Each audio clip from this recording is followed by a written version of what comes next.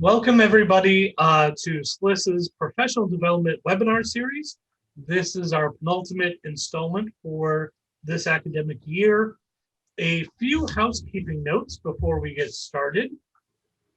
Please use the chat area to post any technical difficulty questions and the Q&A area to post any questions for the speaker for the end of the webinar. Finally, there will be a short 5 to 10 minute break halfway through the webinar, just to help you out for sitting. Oops. So today's speaker, Dr. Jenny Stevenson, is the lead scientist for the Artificial Intelligence and Machine Learning portfolio in nuclear technology at the Defense Threat Reduction Agency, or DTRA. She received her PhD in Information Studies from the University of Wisconsin-Milwaukee. Go Panthers. She has a master's degree in Library and Information Science and a concentration in archival studies, and worked as an archivist and chief records officer until she began her postdoctoral work at DTRA. So please join me virtually in welcoming Dr. Stevenson. Thanks, Ed. I'm going to work on getting sharing my screen.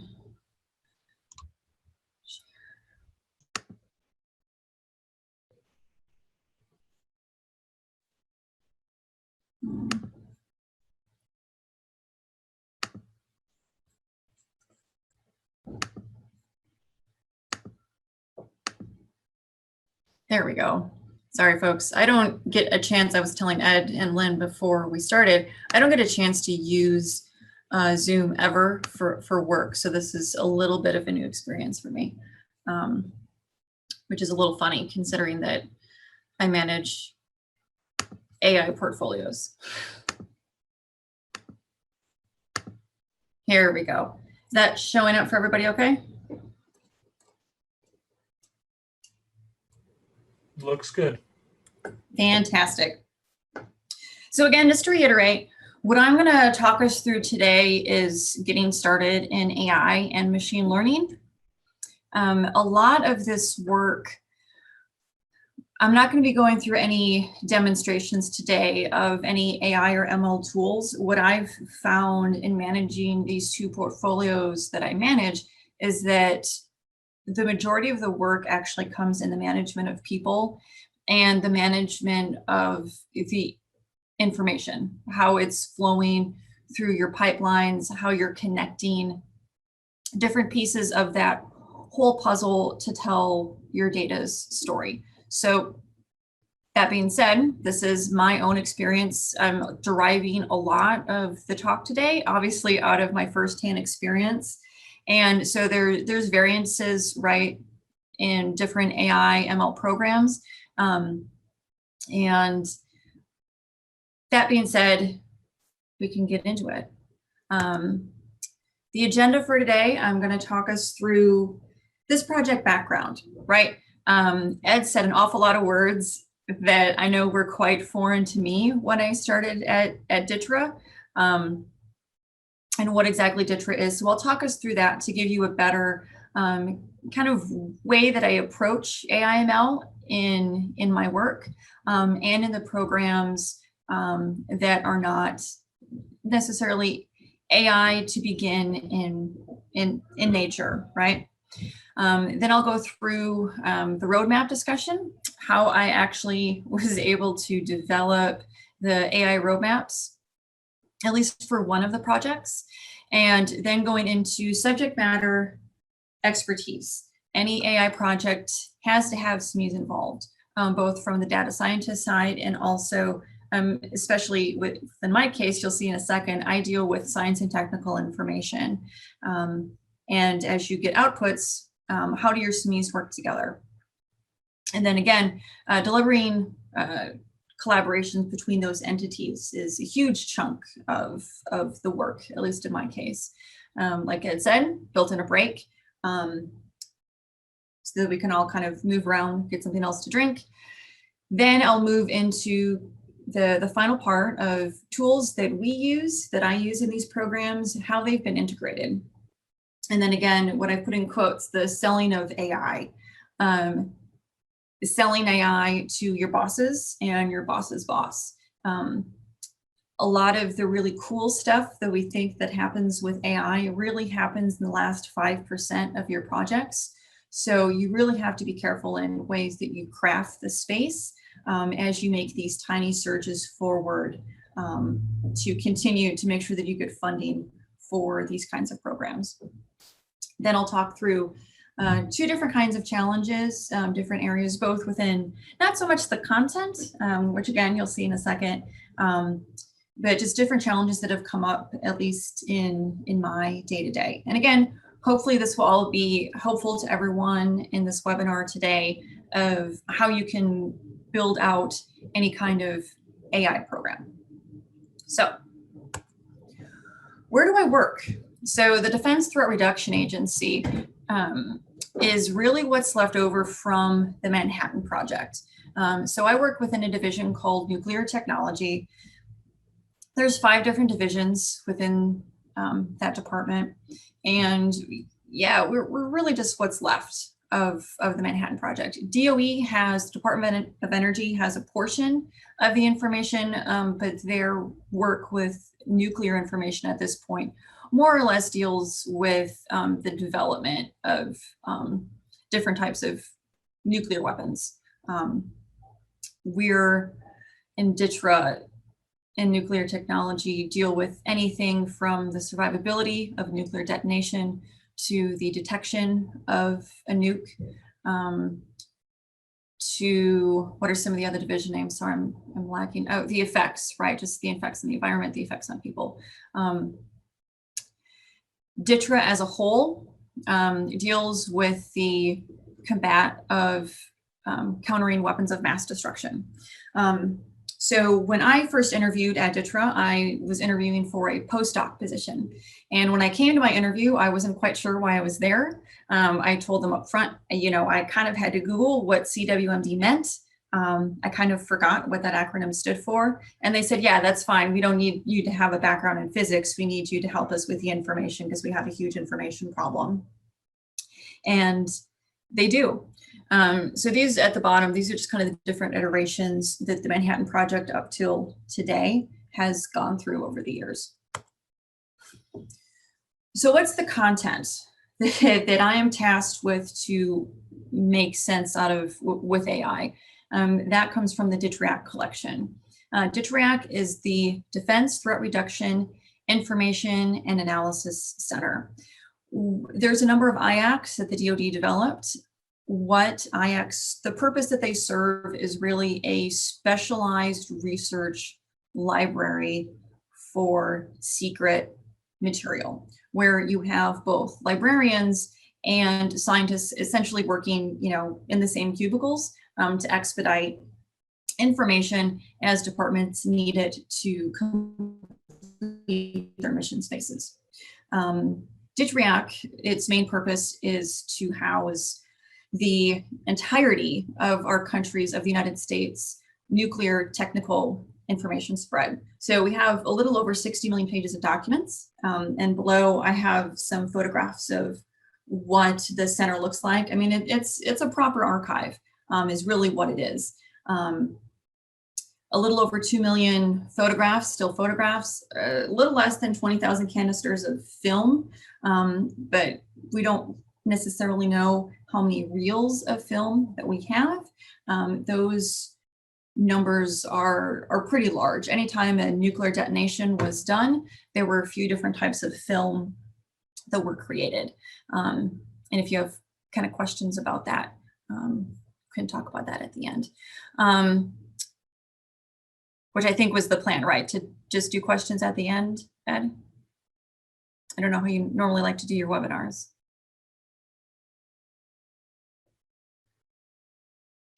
Questions at the end are fine, Jenny. Okay, thanks, Lynn. What else was I going to say about this slide? So what's interesting about this collection is one question I'm asked quite frequently by people not working for the government is, why isn't this these bodies of work, why aren't they in the, why aren't they in NARA, right? Why aren't they in the National Archives and Records Administration? And that's because these are still active records. So they have different kinds of record schedules because the United States stopped doing nuclear testing in 1992. That means that all of the science and technical records around nuclear science are still considered active. So it doesn't matter that some of these records were written in 1955. All the science that we have to do new nuclear science, we derive out of these documents that are in this collection. Hence the reason why to expedite the discoverability of that information. So that's why I have these programs, these AI programs. Which leads me into the goal, right? Which is to digitize, understand, and organize our technical documents. Overall, the collections are really poorly organized. As an archivist coming into this kind of situation, I was expecting there to be finding aids or catalog entries to go along with this material, and there is not any of that. There isn't any of that at all. Most of the time, DITRIAC was able to get these materials by someone driving to, one of the labs, or a division was shutting down and they had these nuke records and they just kind of threw them in the back of a truck and took them to the IAC, whatever iteration of the archive the IAC was at that point. Characteristics of the data, of course, as you've already seen a little bit, it's mainly typewritten material, right? We have an awful lot of obsolete material as well, which I'm not going to touch on today. It's kind of like an archivist's wet dream to say the different kinds of things that are in this center. The main focus that I'm going to talk through today, however, are the documents. While the intent of both of my programs is to make sense out of all of the information, the video and the film, the first task that I've put up on the board is for us to deal with the document-specific problems. And this is one of those characteristics. So we have tables, figures, and charts. This is one of our biggest challenges with this data set. Within each one of our technical reports, physicists, nuclear physicists, information that they want to get at comes from these figures. However, as you can see, these, again, are part of a document. One's from the 80s, a couple are from the 90s, but again, not born digital. And so anytime that there's data, this is data that we need to extract, that needs to be extracted so that we can build out new models for verification for a number of different mission spaces. And so exporting this information and putting it into Excel spreadsheets. And again, then that's where one of the SME kind of lines of thought comes into play of verifying the information, because when we're dealing with a science like nuclear science, there was a lot of changes in how these detonations were done over the years, which are really only earmarked by those that were involved with the work. So anytime there was a change of science, kind of the older documents, right, they weren't updated. What we end up seeing is something that kind of looks like this, where we have an awful lot of noise on each and every page. Sometimes with certain documents, there's even there's more unique noise than one might think, where we have coffee stains, we have parts of grocery lists, right, that were written into the sides of these margins. And again, that's just more noise that we have to sort through. More importantly, we have times where, a scientist has gone back to the technical document that he wrote and just drew an arrow to the back of the page and redid the math for whatever piece of science that was being worked.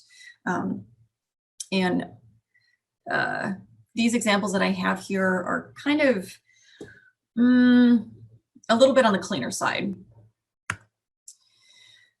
One of the first things that we have to deal with AI is the OCR, the optical character recognition, right?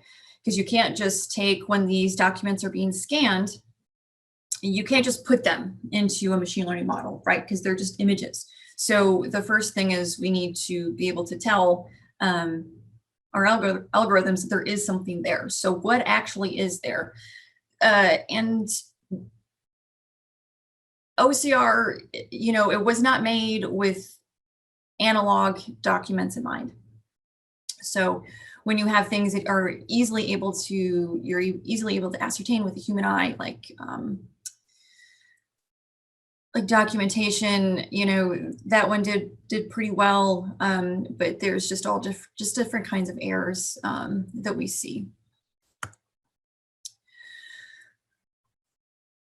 So first up, right, building a roadmap.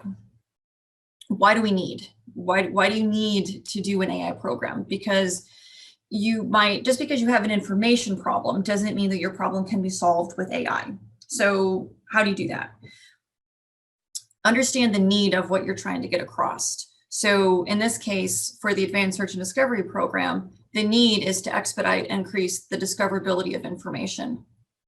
If we were to hand catalog, just traditionally catalog all the information that's in DITRIAC, and in the traditional sense where librarian and archivist, you sit down with the documentation and you essentially make a catalog entry with the amount of material that we have, that would take us about 45 years. If you had, I did the math once, 6 to 7 people working 6.5 hours a day, 48 weeks a year.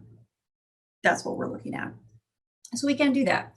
So we understand our need. What's next? Our objectives, right? We have to make realistic objectives based on our funding lines, because that's the other thing that's, especially with an AI program, it's really easy up front to offer the world, right? You can offer up like, oh, we're doing AI, we're going to do this flying car. And so grounding yourself in the work and generating different options through your roadmap is really critical, not just for you as the manager of one of those programs, but also to, again, working towards selling the program to your bosses. But also, if there's any kind of pivotability that needs to happen, you have a flexible program at this point, and you have percentages already drawn out with your different options, with your achievements that you're going to match. And then again, this goes into understanding your information and understanding this information up front. And it's often some things that one might not think about, right? For us, one thing that's up front that, we typically have to do with the data curation, the data cleaning, which I'll speak to a little bit more in the challenges section. We kind of do more data cleaning, about 80% more data cleaning than you typically would have to do in a machine learning project, which is fine. That's just what our data looks like, as long as we build that out up front. But also, how are we getting to this information? Well, when my project have a few different hurdles to get to some of my data, because some of it is classified. So there's that hurdle, but also just where is the information in general? I forgot to mention that the archive itself, DITRIAC, is actually located in Albuquerque, New Mexico on Kirtland Air Force Base. I'm in Alexandria, Virginia, and DITRA is located in Fort Belvoir, Virginia, on Fort Belvoir Army Base. So completely different sides of the country. How do we get at this information and quickly? Or are there any kind of data silos that exist? That happens a lot, right? You might uncover a division within your organization as you started an AI program. They've essentially been hoarding all of their own information for a very long time. How do you get at that? How do you undo that data silo? And the same with the data characteristics, is it could be as simple Sorry, my cat just jumped on my desk. You might see him in a second. Something as simple as, do you have the space to store all the data? For me, again, it's just getting into more classification issues. But you also have different types of data, right? You know, I deal with there goes my cat. I deal with photographs, I deal with film, I deal with documents. And then tools. Sorry, my cat. 1 second, I'm going to open my window to let my cat out.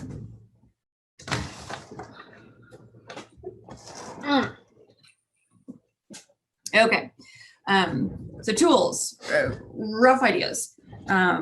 Just so it's always good, I think, to have tools kind of in your back pocket. So if someone says, you know, I heard of this, I went to participate in this Microsoft webinar over the weekend, and this was a really cool tool, that you just kind of have some things queued up. One, because it's always a good discussion. You can help sell your program kind of around in your organization, and you're just might have the chance, if somebody else in your organization has that tool, that you can get your hands on it without having to do it yourself. So the first program that I managed, that again, I'm basing a lot of this out of today, is the Advanced Search and Discovery Program. So moving through all of this information, how exactly do you go about doing that with an AI outcome, or using AI as a method? So again, our status quo, what do we have? It's kind of a hot mess. We have content that's not readily searchable. We also have problems with the current system. We do have what essentially is an OPAC, an online public access catalog, without it being open or public. It's just for the government to search through some of these technical reports. However, Dr. Buchanan's in the webinar today. Her students have worked with some of these STARS entries. I'm sure she'll have some opinions about, can speak to how messy and unorganized a lot of those catalog entries are. The problem that we have is we have around 75 years worth of tagged user entries, and no authorization behind any of those terms. Whenever a science and technical report was submitted to the IAC, the person who added it to kind of our catalog added everything verbatim. So if there were misspellings in the documentation, those misspellings were added to the catalog entry. And that creates a lot of problems over the decades. And that's another challenge that we have to handle. So the first thing off the bat, right, we're working with text classification. So we have our scanned documents. First thing up front, we have to have an XML version of all of those documents. And again, that's kind of leading to the OCR, right? It also gives us a chance to look at which pieces of the document we might need to work on a little bit more. And what exactly what are your goals to extract from kind of, archive-like information? So for us, we've identified title, classification. Classification for us meaning, is it unclassified or is it classified? We also have kind of caveats within those two categories, which I won't talk to. It's not necessarily pertinent, but if you have questions about them, I can speak to them at the end if you'd like. And then our test name. The test name goes to the operation name. So there were 1,054 atomic tests that the United States conducted between, Trinity, really started at Trinity even before we dropped the bombs on Japan, all the way up until 1992. That's when the last nuclear test was conducted in the United States. So those are all of our test names. We know those names. So that's one of our beautiful low-hanging fruit aspects, right? Being able to just ensure that we can search and access information just by that access point, because that's one piece that you would think would be included, but it's not. So that gets into a little bit more of our data cleaning, our data structuring, and our data maintenance. These are all pieces that you have to do up front. There's so much data cleaning. And data cleaning is honestly just as simple as when you convert, one, just trying different OCR tools. For us, we've had great success working with Tesseract, which I'll speak to a little bit more in the tools section. But also when you're moving through this information, when you convert to your XML document, if you have, you're going to notice certain tendencies within your information, and each one of these cleaning aspects is going to be unique to you and your data. And you just have to be able to comb through it yourself and find what those characteristics are. So for example, kind of a fun one that I like to talk about is that we realized that in around 75 documents, the T's were missing from all of our reports. The T's were just gone. And it wasn't until the third day of kind of thinking about this problem that I realized, oh, it's because the T just didn't work on the typewriter that this person used to type all these reports, because a number of them were from like a series of operations that were done in around 3 or 4 years kind of together. So they were just using a crappy typewriter, but that was really easy to fix in the code, right? We just were able to write an algorithm to put the T into where there should be a T, and we just put in automatically all of those different inferences. And that was a really easy fix. And again, really great points to put up on the board. When you can say that, oh, you know, we were within a week's time, just made 75 more documents available.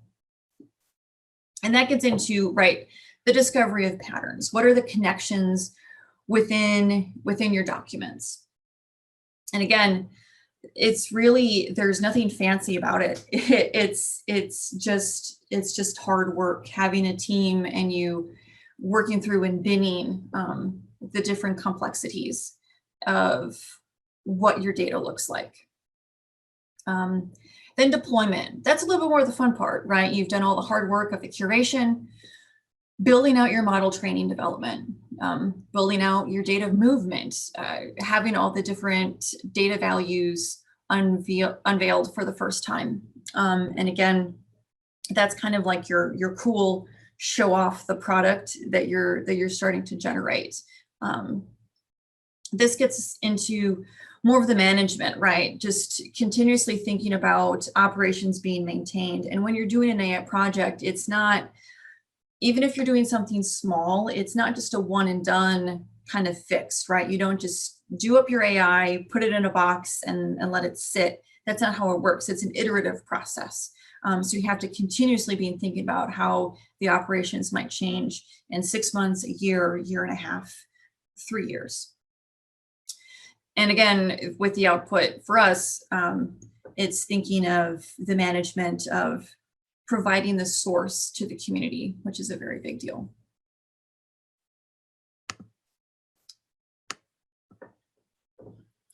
Finally, this last half right here, measuring out your quantitative impact. And it's things that you might not think are necessarily important, like little tiny things. The important thing is to remember that no one knows your project better than you, and no one knows the AI that's unique to your project better than you. And so you need to say the simplest thing right up front. So for us, one of the things was getting 10 million pages scanned in the first 18 months. That's a huge win. At least, you know, we moved from everything being physically in a box in Albuquerque to it's digitally in a box that we can access in Virginia. So that's great. We also scraped and binned 20,000 documents. What that looks like is going through the curation process of doing really simple bins, easy, medium, and hard, and doing, this was just human scraping. There were no, I mean, we were using computers, but it was just people. We were just combing through the documents and plugging these documents into easy, medium, and hard categories, meaning easy, we can look at the document very quickly with our own eyes, easily ascertain the title, the date, and the classification. That was also a big deal for us.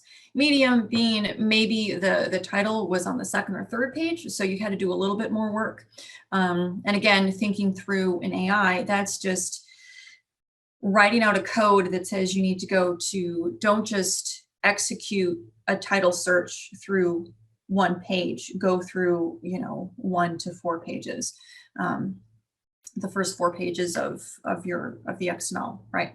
And then our output, what exactly are we getting? Kind of this end phase goal, and these goals change and they kind of intermix. But for us, it's new stars entries, right? That's, at least for now, how people access this information. Increasing overall the information discovery, and creating a new output, input and output for machine learning. And then again, just kind of refocusing, just refocusing that lens of what exactly are human problems and what are the machine problems. So what parts of AI can we utilize to help us expedite the work? What can be automated? And what do we still need to, what is too hard that we need to kind of pack into the end? So again, back to the documents that we scraped, everything that was in the hard category, and luckily that was a small part of the collection, those were things that the preservation of the document is just, it's bad. It's just really bad. And those documents have no purpose in an AI program, period. Again, it's not like we're getting rid of these documents. That's not what I'm saying. That's kind of left on the users. If a user comes to us and says, wow, this document is incredibly important to me and my mission, then we add it into the queue, but then with a more focus on the human working on those problems than asking the machine to expedite.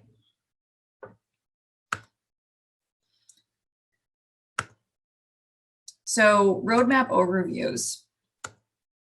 What does this look like? So over time, really simple value chain here over maturity.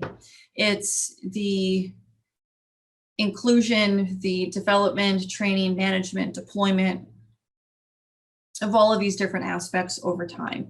So there we go. So at the bottom, right, if we look at, and again, this is just a nice visual that I would highly suggest if you build out a roadmap for your programs to add in. What do you get if you don't do AI, right? Now that you've determined that, yes, AI will help me with my problem, it will help me with my goal, what does that mean over time? So currently, if there was no advanced search discovery program, what that means for this information is that, sure, there's the creation of PDFs, new information is being scanned, but you've just spent an awful lot of money to move the documents from being physically in a box in Albuquerque, where it's pretty cheap to keep our stuff. That's why this information is not in the DC area. Prices are too expensive here. And now it's in this digital box, right? Now you're having to pay for storage space. Each destination on the roadmap needs to have a certain focal point of what you get that's beneficial to your program, right? Things that you can sell upstairs. So I broke, this is just how I approach this, doing a roadmap. I developed 3 different roadmaps, A being in a beautiful world, if I got all the funding that I needed and we got to move at a very aggressive pace. That's my roadmap A. Roadmap B, very much what you'd expect, right? It's the middle of the road. I get not half the funding that I'm requesting, but a much smaller dollar amount, which mainly means in AI, it's people. You're just getting fewer people. And so your expectations of what you get with that money just have to be tweaked a little bit. And then finally C, which is how I measured mine out, was just 25% of the funding that I asked in roadmap A. And again, it wasn't, one might think that it would be tools that are server space that's the biggest chunk of money. No, it's mainly people.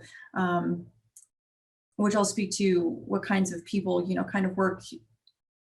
The kinds of people that start in your AI project are not going to be the same people that work at the medium phase of your AI project or the end of your AI project, because you'll have different needs up front. So for my program right now, one of the big things up front is the need for data scientists. Not data scientists that have been in the field for 5 or even 10 years. Just, do you know how to code? Can you use Python? Great. Have you used Kubernetes before? Great. That's fantastic. Just really basic skills, because again, we're all about the data curation. It's the cleaning of our documents right now. In 10 years, the kind of people that are going to be working from the performer side are going to look drastically different, right? Because it's going to be much more in a maintenance phase of the project. So again, just kind of some different pieces to remember. I'll talk through a little bit the other pieces that I have here. So we do scraping to queue up structured data. Just basic data scraping, basic data mining to find out what structured data is there. That's a huge amount of the work. That's kind of what moves, the little pink dot up to the black dot, right? Is being able to expedite that area. Kind of that final percent is that testing and modeling deployment. Because again, every time you get an output from your model, you have to verify it and then feed it back in, right? Once you've, at least right now, we're mainly doing supervised learning. Forgot to mention that. We're mainly doing supervised learning at this point. We're doing some essentially fishing expeditions with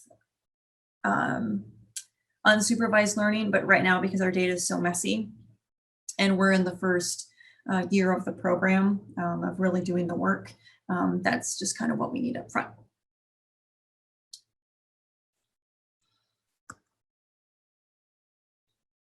So building out your roadmaps, right?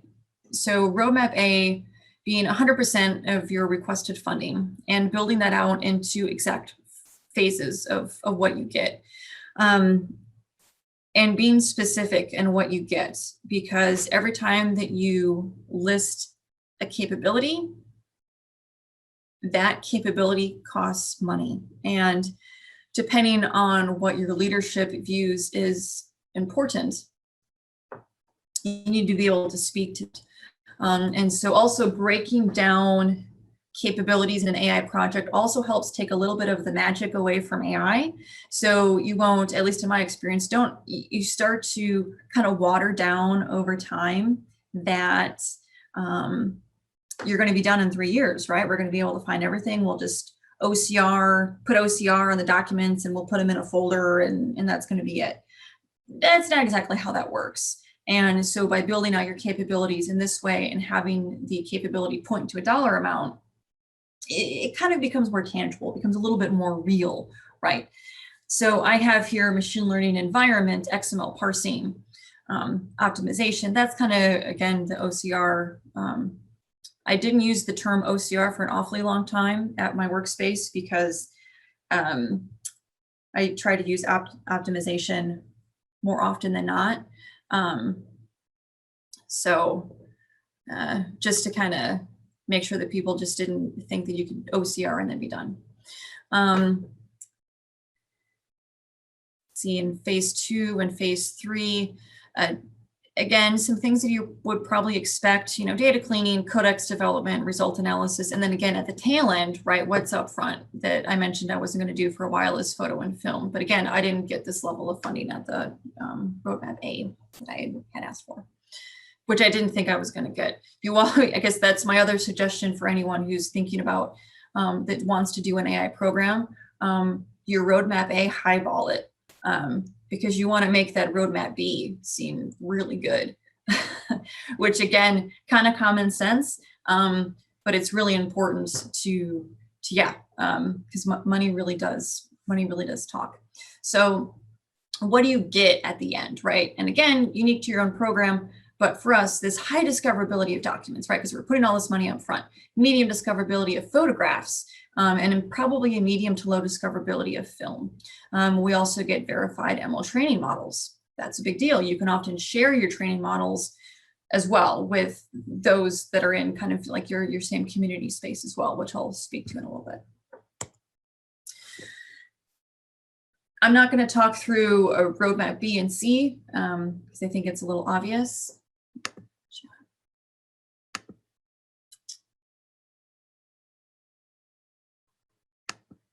Sorry, I'm not great at Zoom. Okay, thanks, Ed.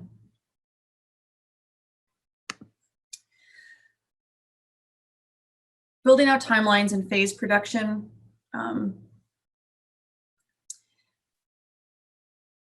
Basically working through your description, right? Working out your software, which will change over time. And finally, what's really important, the deliverables. What are you going to be getting with these growth expectations over time? So a deliverable being, we have created an ontology for the entire nuclear technology sciences, right? It could also be a deliverable ensuring the discoverability of all of the 1,054 operations that took place in the United States. And finally, with your timeline, illustrating that change in expertise over time. So like I spoke to kind of earlier, computer scientists versus software engineers being a part of the team.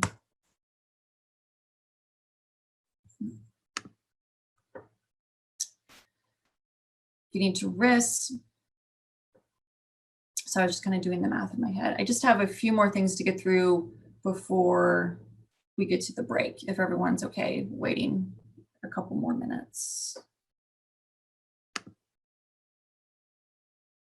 That.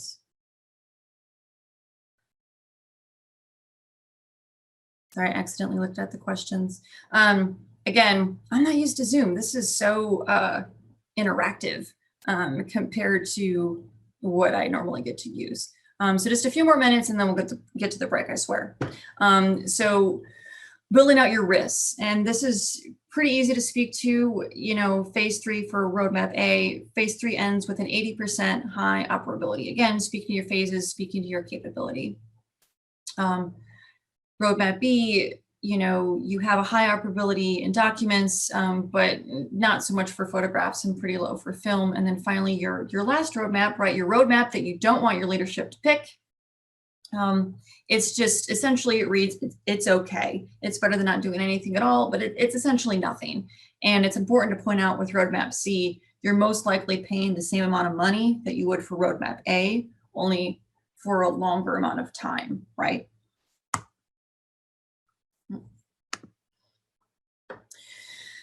So building out a technical background with model building, we'll get to build out our title extractions, our classification extractions, and our test name and our date. Those are our 4 main AI models that we're focused on at this point, with those particular aspects in mind.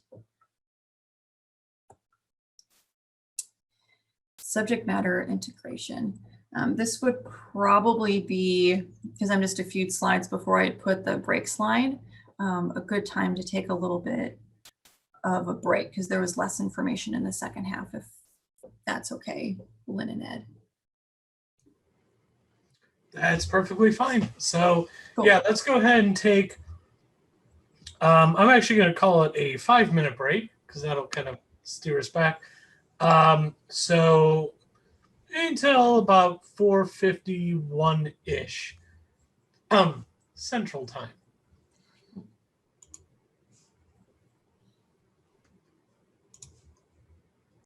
Sounds good.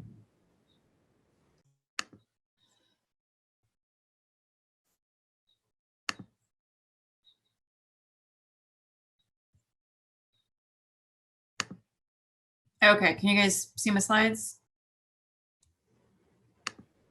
Not yet. Yes or no? No. No.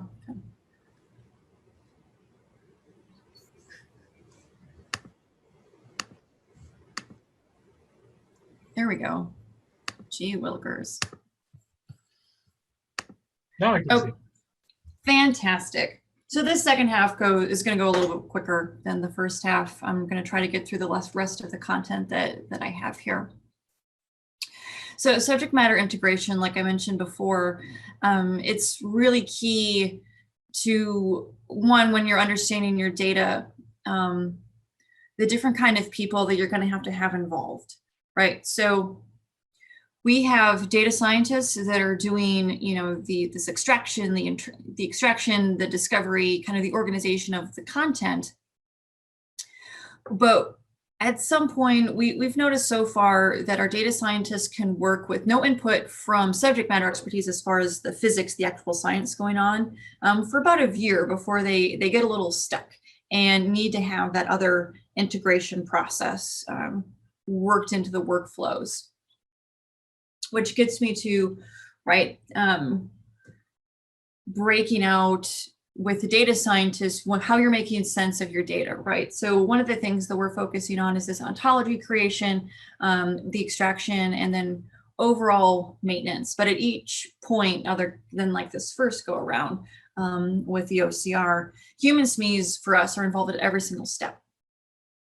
And this is kind of a nice little diagram of how our workflows work as far as the data science is concerned. The next few slides, I'd like to mention that my postdoc, Dr. Dea Bannisacker, who has a PhD in computer science, he's the one that's developed these next couple of slides. And I included them because he did a really, really good job and really overlays how we're trying to make sense of this data. So building out the SME output, getting feedback on both the digitization, the search results that we're getting. The other thing that was incredibly important that's important for us in this project is building user trust in our data. As I've mentioned, this data is messy, and it's been messy for an awfully long time. So what does that do? It doesn't, when you have an AI program, that doesn't fix everything, right? In the eyes of people that have been trying to access information and have just been butting their heads against the wall for years. So kind of building out this trust. And we're doing that by being incredibly transparent. Really trying to focus on the words that we use. We try not to focus on any very fancy types of AI words. And also showing, the matching of the language that we're getting in our search results. And what we're finding is we're getting a really dynamic kind of evaluation of our documents. We're also working to, as we get results, sharing them with other divisions, again, for that transparency to show that, yes, this is working. And then that also allows us to help re-rank documents that we have no idea if they're important to the community or not. But if a nuclear physicist in one of the other divisions says, hey, wow, no, I've been trying to find this kind of science for years. Okay, cool, we just move that up the queue. Finally, the last and really tough part with making sense of the data is the semantics. Really that understanding, that entity recognition, document ownership, also doing a timeline annotation, because something just as simple, the example I'm going to use is how terms in your organization might have changed over time. So one term for us is the use of atomic versus the word of nuclear. Atomic was really, that's how atomic testing was referred to, as atomic testing. At some point, atomic became a dirty word and the United States tried to use it. So they switched to nuclear, I think maybe because it felt less science fiction-y. I'm not quite sure. But what that means for us in this data is that we have to code for those two different aspects, right? Because you can search for atomic, you're not going to find nuclear. You can search for nuclear, you're not going to find all the references of atomic. And then, of course, building out the semantic ranking as we move forward, and continuously and iteratively. Building out our visualization. Again, this is something that we have not touched on yet. but this is really relating to GUI aspects, right? Just the interface interaction. The OPAC, I'm just going to call it an OPAC, the STARS catalog that we have, it's really poor as far as illustrating your results for an AI project. So if you're kind of in that same boat where you have a system that is just really poor for your organization to search, don't necessarily throw the baby out with the bathwater into just yet. Keep it, but as at the same time, kind of the undercurrent, right? You need to be developing another GUI that's going to support all of this fantastic AI work that you've done. So you're not just cutting off all of your fantastic results at the knees. Also, developing collaborations.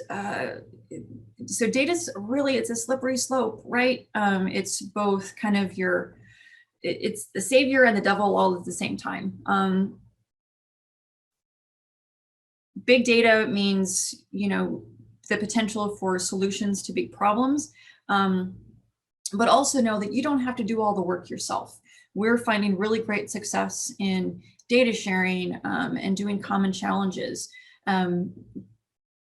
More you start to vocalize the kind of work that you're doing, the more feedback you might get, or the more someone might find out, hey, I really want to start this AI program, but I don't have enough data, right? Because you need a lot of data to do an AI program. And maybe you have some and you can just send it their way and you can get some free work done. Also, just every different aspect, you glean a little bit more information about your data. So binning your AI challenges, right? Understanding what your program and your program needs, modeling your training data, being able to build out training code. Also really important, building out your parameters of what these models look like. Where are you going to be doing the work? The kind of libraries that might be used. Measuring your metrics, different kinds of data samples for different kinds of challenges, right? You might have a whole slew of documents that are fantastic to help try to solve, for instance, the problem that I have of extracting data from tables and figures, but trying to do that same exercise on a group of documents that don't have any table and figures. That's just a waste of time. And it also looks like you got zero results, and it's not because your algorithm was bad, it's because the information literally didn't exist in those documents. So again, just being able to bin kind of those different areas. Which leads me to the same thing with the SME challenges, identifying information for the queue. Who do you want to send to what? So maybe you have some collaborators, right? What information is it going to change over time? There's no wrong way to start. I think when you're working with subject matter experts, most of the time SMEs are kind of excited just to see some new work. See information that they've never seen for the first time. They most likely have a stake in the information that you're trying to organize. So for instance, I have this kind of good eye candy of one of the detonations that took place in the Pacific. Something as simple as that, right? You have something that kind of catches somebody's eye, and being able to put that into a certain subject area for your SMEs to work. Having your data ready. That's one thing, really the first year that I made this program, got it approved. It was building the infrastructure. We had no data pipelines to send around big, huge sloughs of data. Part of that is it's a government challenge because of the nature of the material that I have. I just can't put things into a cloud, which I can speak to in the Q&A if someone has questions about that. That being said, though, it is, I have some unique data, but it's important to remember that even my data really isn't that unique. There's someone else out there that has the same problems with your data that you do, and just sharing with as many people as you can your data problems and the fact that you're looking for partners. I know I've been able to find a lot of partners within different areas of the government that I didn't even know also had not born digital material. So that's always really exciting, because then you can collaborate, you can do work for each other. But don't just paint yourself into a corner by saying, oh, I'm not going to find anybody to work with. No, there's somebody else that has data that's close enough-ish to you that you don't have to do 100% of the work yourself. That was the break. Now we're back. I'm not going to speak too much to the tools. Really what I'm finding is the basic, machine learning tools that are out there are working really well for us. TensorFlow is fantastic.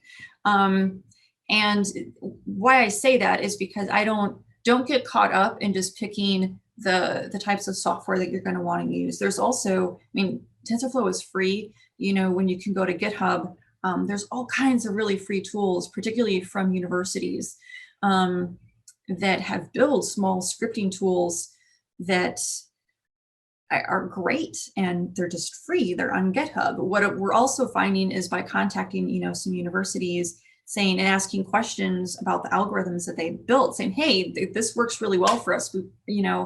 What we're finding is, we kind of need a fix for this one particular parsing area, because our data just isn't like the sample that you would use. And a lot of times, it's students working on this, and they will just patch it. They'll build a patch for you, and that's pretty cool. So again, getting into workflows, working with people, that is mainly what I end up doing in these AI programs, is the management of people, sharing what we do and bringing those like people kind of together. We automate whenever we can with the information. And so my main team within nuclear technology, I guess I should say the main division that I'm in is called integration, where we are literally tasked with integrating different technology type tools. I'm just the one that has the AI portfolio. My direct team size within NT is just 3 people. Myself with the information science background, Dr. Bannisacker, who I mentioned, his background is computer science. And then the third person on my main team is Dr. Bill Hostin, and he's a physicist and a mathematician by training. But we're getting a lot of work done. So I say that because no matter your team size, you can do AI work if that's what you've decided is important for your data. Other things that we're building out that you wouldn't necessarily think have to do with AI are decision trees. Which I know, I'm assuming a lot of folks on the call have an information science background, but right, how does a user move through the information, right? There's beautiful decision trees, finding folks that will just jot down that information path for you. And again, then we have this output from some SMEs of how they move through the information, then feeding that pipeline back to our data scientists. That was also being able to set up that work took me a little bit longer than what I thought it was going to. And tracking who has what and when, a huge part of just kind of the management, right? Then this integration of knowledge.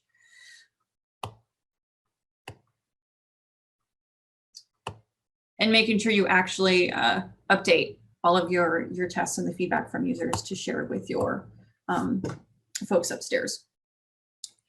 So workflow, I'll move through this one even more quickly. This is just another example of what some of the work looks like, or some of the documentation looks like that we have to sort. Any archivist who's in this call will know how horrible scrapbooks are, and this collection that I have is no different than any other archive in that sense. We have an awful lot of scrapbooks, and it's horrible.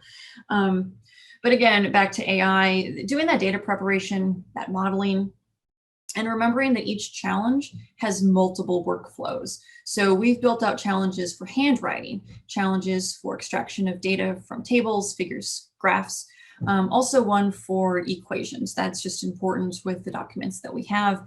And then being able to link out to photographs as well is important to our users. But by pulling on each one of those threads out, it doesn't matter that one night might not move as quickly as another because you're still moving forward in your phases. And again, it's just as you make progress in one challenge versus another, you can, those are great numbers to sell, right? It's just more access to the information and different features of the document. And again, it's an iterative process. Which leads me into, again, this selling of AI, right? Selling it upstairs.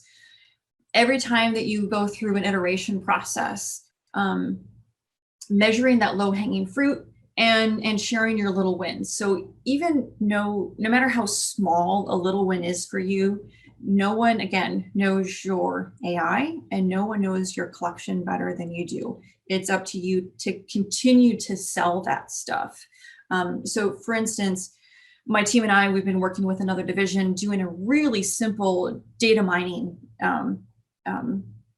experiment where we're just my team of 3, we're just combing through Ditch React documents and presenting them with information that based on essentially a handful of keyword terms that they kind of identified were important to them, have just been doing different iterations of data mining exercises with the information and moving it into kind of our modeling environment and providing them with what we think are better access points, but which sounds really cool, and it is, but the first 4 iterations of that work, we were just doing in Excel, right? It wasn't anything, it's technically, sure, it's AI, but it was mainly human scraping. We hadn't moved to the automated computer models yet.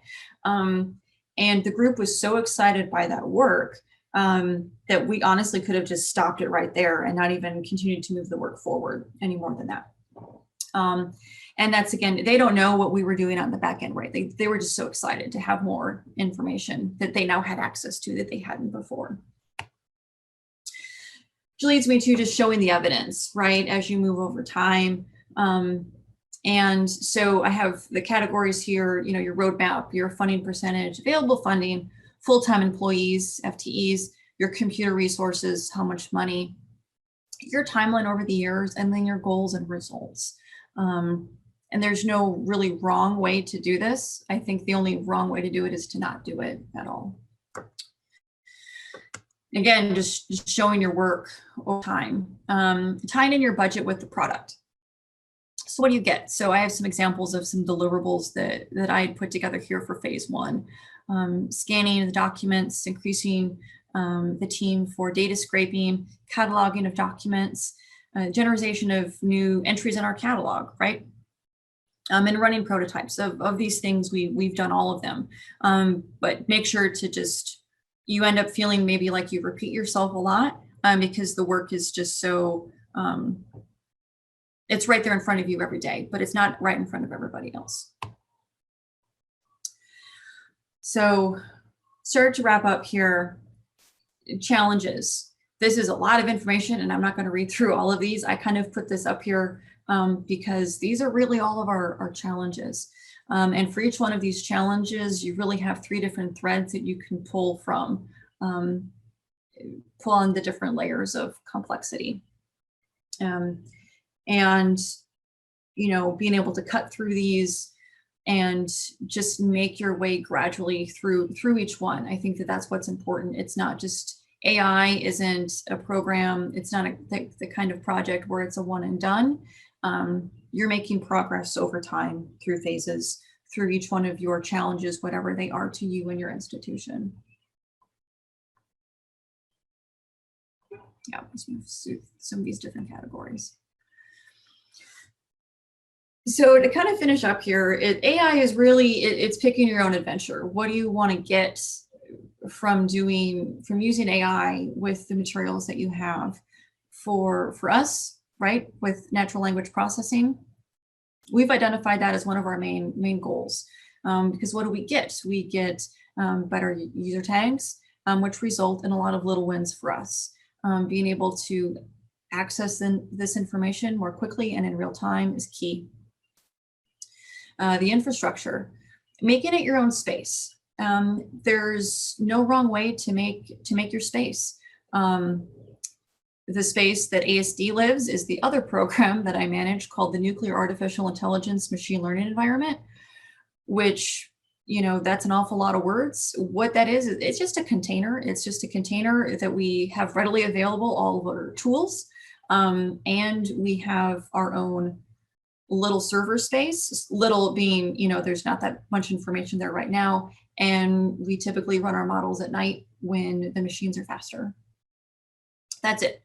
And again, for us, binning our preservation issues, again, because we have information that it's archival in nature, but it's still considered active records, building out with the NLP into categories of easy, medium, and hard.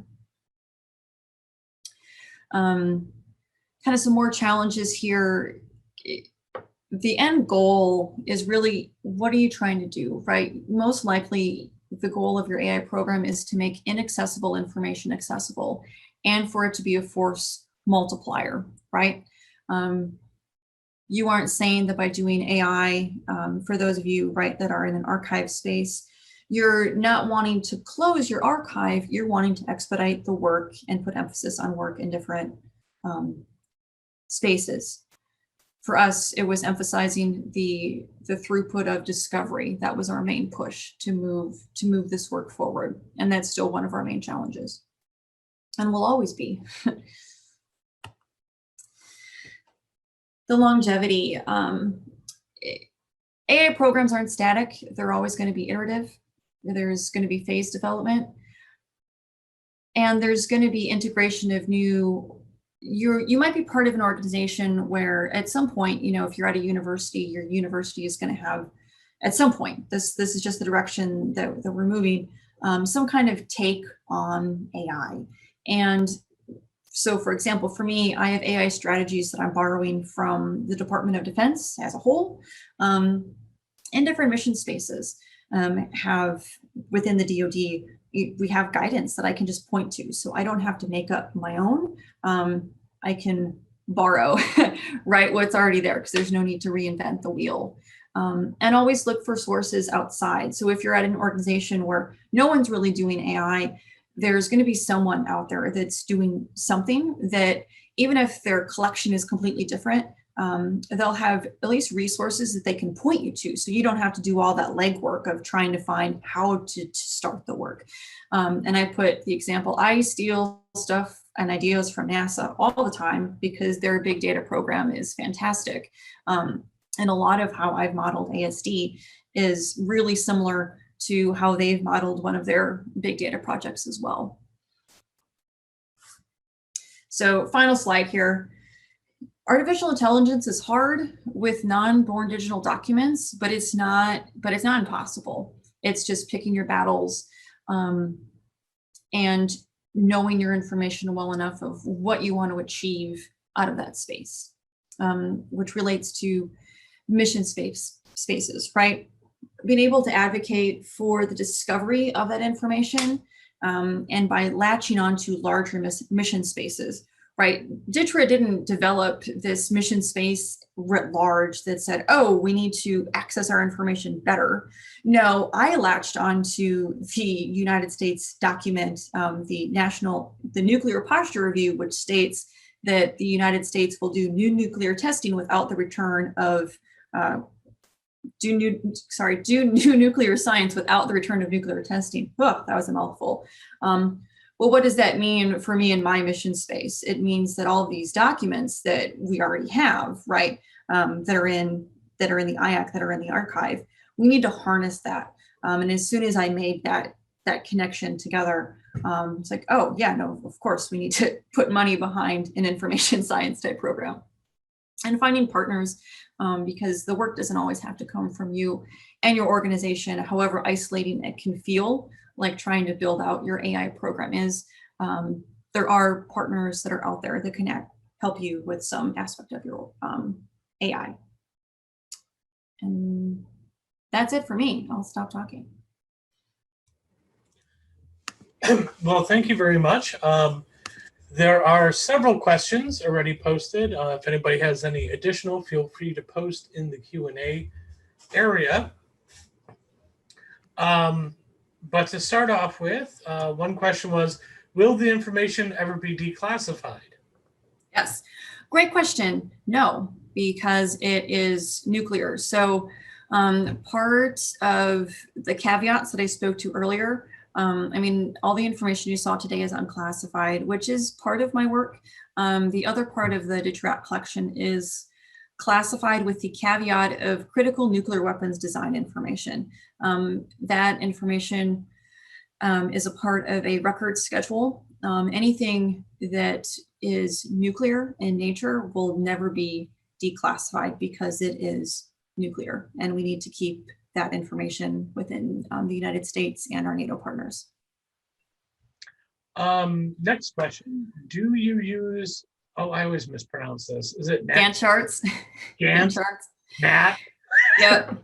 Yeah, no, yeah, we use, for me, that's how the DoD does everything. It's just Gantt charts. It's just Gantt charts upon Gantt charts. So yes, I use Gantt charts to illustrate my timelines and phases, and that's works really well.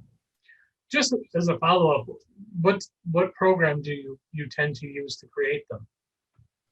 So we have, oh, I forget what it's called.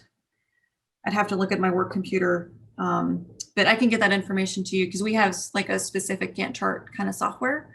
It's not specific to the DoD. It's just, I'm sure it's something that the United States bought like 10 years ago, and that's just what we still use.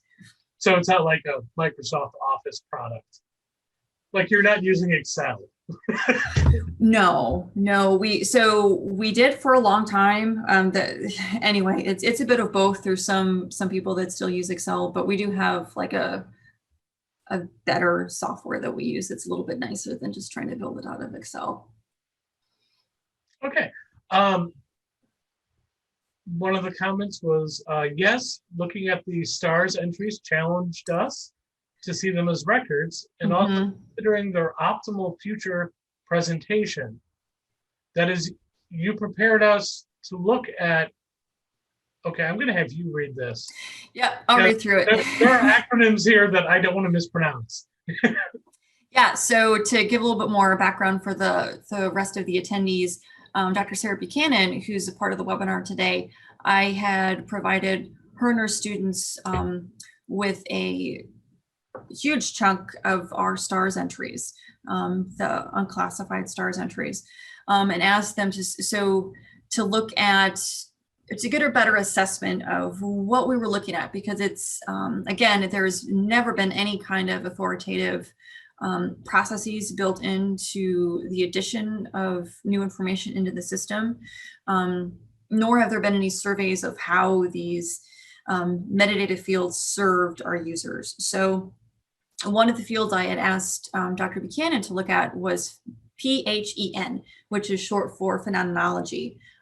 So what kind of science, right, is going on? Are you looking at a nuclear detonation that was an air blast, right? Was it an underground shot? Those are different kinds of things that will go into the phenomenology category.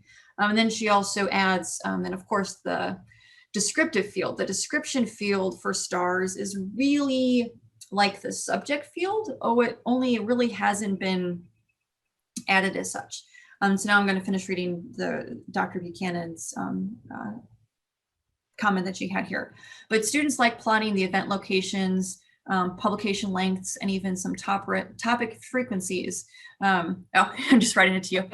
Everyone gets to hear, because it's really cool. And then she finally has, what collection level facets or aspects of the publications is your AI prioritizing? Document level. It's a great question. So let me think about that for a second. Collection level for us is really the equivalent of operation level. So for each operation that, so like one of the I think the slides was like Operation Greenhouse. That's one that I point to a lot, that particular operation that took place in 1956. Each operation has different shots within it.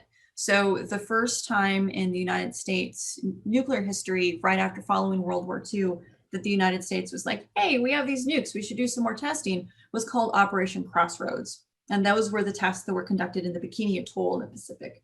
There were supposed to be 3 shots, right? Able, Baker, and Charlie. They only did Able and Baker because, surprise, the nukes were huge and they were way bigger than what they expected. So they never did Charlie because they didn't know what to do with these ships and submarines that were now totally contaminated by radiation.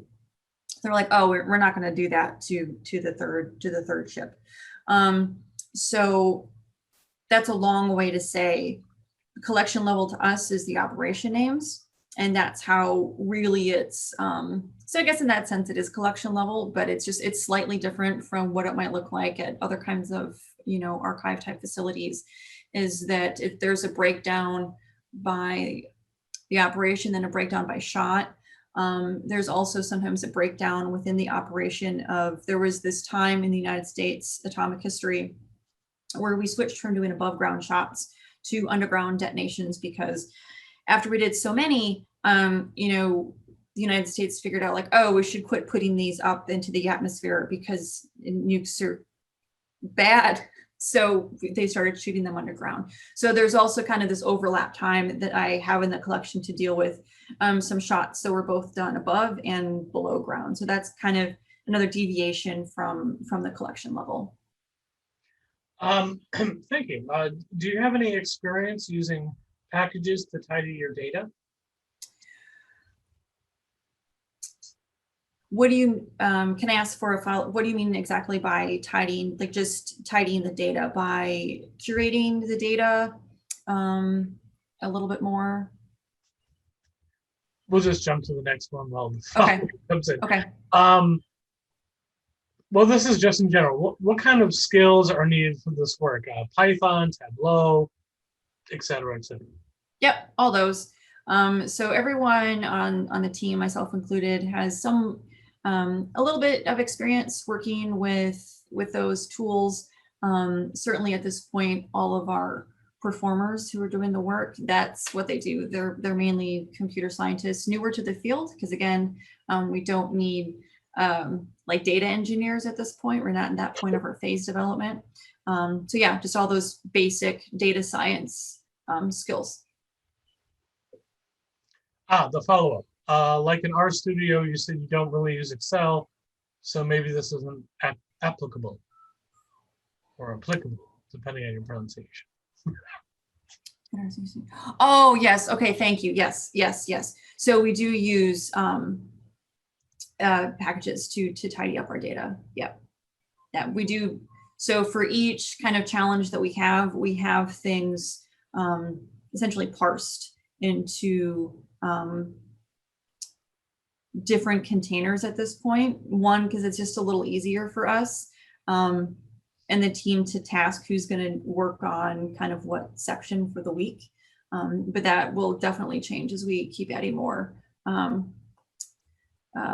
people into the mix. For declassified documents, can you partner with Trail, the technical report archive and image library, which identifies, acquires, catalogs, digitizes, and provides unrestricted access to U.S. government agency technical reports? Me, probably not.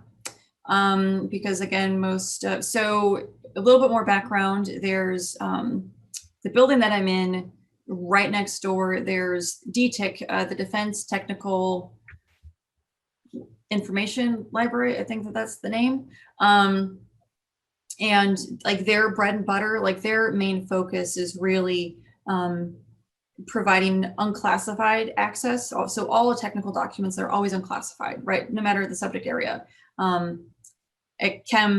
Chemical, biological subject areas go to DTIC. What's different is DTIC, because they don't take anything nuclear, because nuclear is always classified So all the classified documents still that are being created that are new still go to DigRack. And again, those documents will never be unclassified. And then Sarah does say, of course, operations. Any final questions before we wrap up?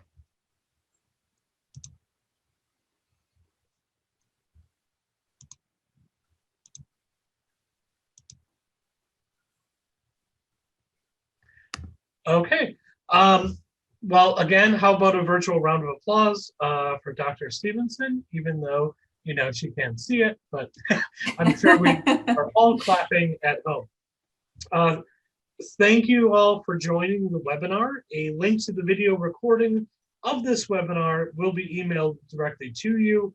You will also receive a link to provide feedback about the webinar and the webinar series, or you can also use the QR code here or the one that should be appearing in the chat box momentarily. Please do take a few minutes to complete the survey. It really helps us out. As a reminder, our final webinar this year will be on Earth Day on April 22nd, focused on preparing libraries and archives for climate change, and I will be the presenter. So do make sure to check that out and register if you are not already. We also are working on our slate of webinars for next fall, and we will have an announcement about that soon, but we are very excited for what's coming up. So thank you again for joining us, and have a good rest of your afternoon.